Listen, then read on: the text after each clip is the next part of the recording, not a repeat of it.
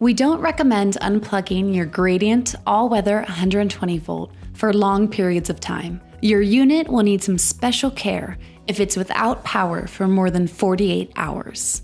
When you turn the unit back on, you'll need to do a system flush to avoid the potential growth of microbial contaminants. First, make a bleach solution by adding 8 teaspoons of household bleach to 1 gallon of water. Power off and unplug the unit. Then, pull off the front cover. Pull the condensate filter upward until the bottom end is visible. Take the filter out of the tray. The tube should stay on. Never pull on or remove the tube.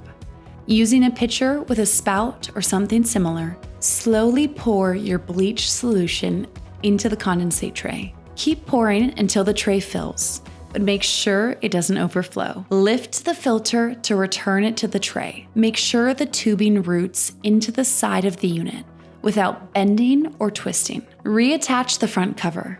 Then, plug in and power on.